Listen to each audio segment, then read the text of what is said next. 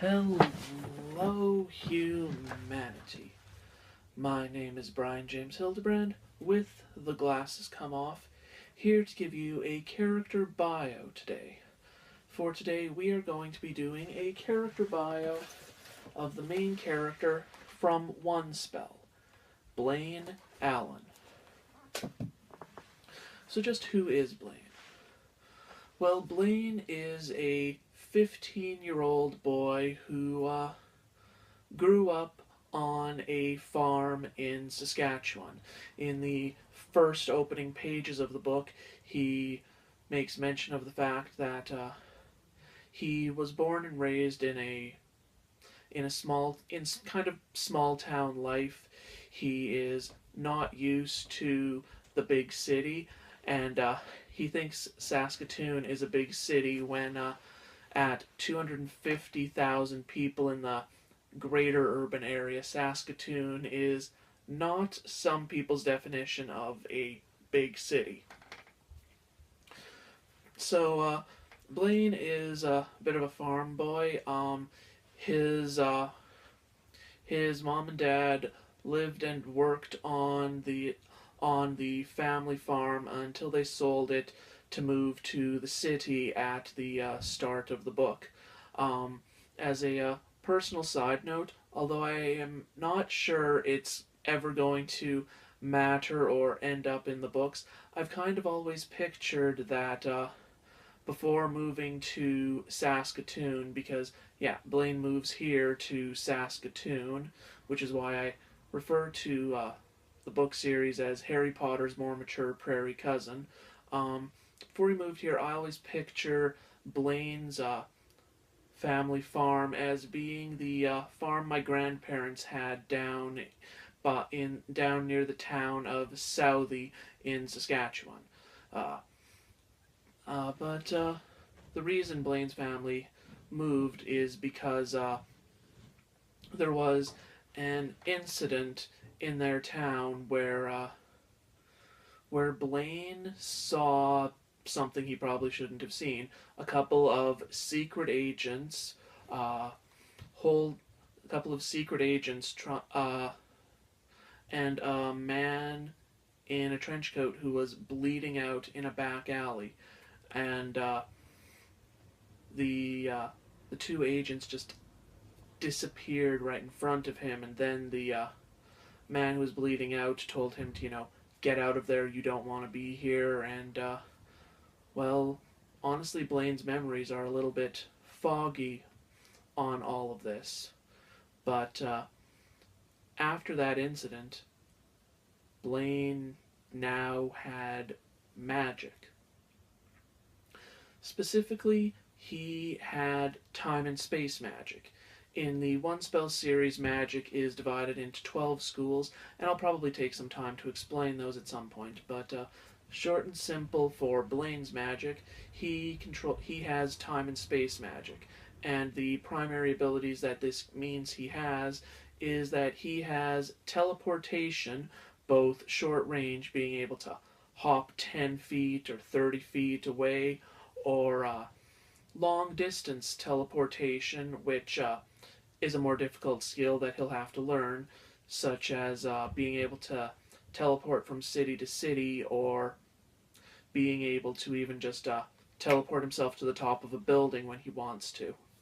So at the start, the 10-foot hops are about all he's capable of. The other major aspect of it is controlling time. Now, time travel is not a thing in the series, at least not backwards time travel, but his control over time allows him to stop time or slow down the world around him or speed himself up.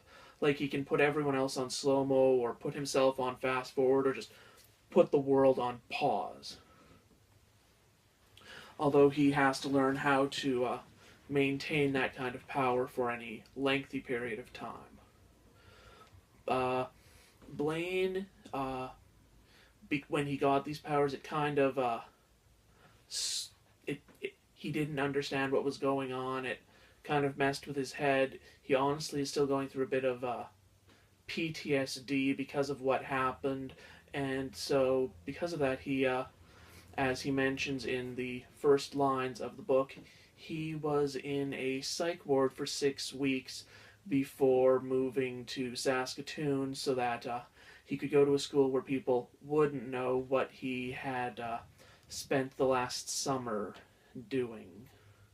So he's trying to piece his life back together after he feels it's kind of gone crazy, and he's not finding moving to the city is helping as much as he would have liked. He ends up crossing the wrong people early on, and then he discovers that why he has this is because of magic, and he gets the whole Harry Potter style. I'm now introduced to a magical world, but he then kind of discovers and learns the conflict of it when, after being shown the magical world that is Atlantis, he gets told that that it's a problem that magic doesn't, interfere with the outside world when it could help so much. And this appeals to Blaine because he's very much he's a good person. He wants to be a good person. He can't stand aside when he sees something wrong or some kind of problem going on, which is why he had to help with that incident in the back alley. And he's got a very strong, very well-defined sense of right and wrong, and in some ways that can be a problem for him. His greatest weakness is that he very much thinks of things in terms of right and wrong, good and evil, black and white, and he's not very good at seeing things in shades of gray. The moment that someone starts doing anything that he considers even remotely evil, he lumps them in as bad guys, villains, these people are awful, instead of realizing that things might be more complicated than that. And in a way, that is Blaine's biggest struggle in the series. It is the struggle of growing out of that naive innocence about good and evil, black and white, and learning that the world is a lot more complicated than that, that there's a lot of shades of gray, that there's good and evil people on multiple sides, that that just because what someone says and what they do often don't mesh, and he's learning, he's struggling through that, and through it all, he kind of has a problem of how do I put this?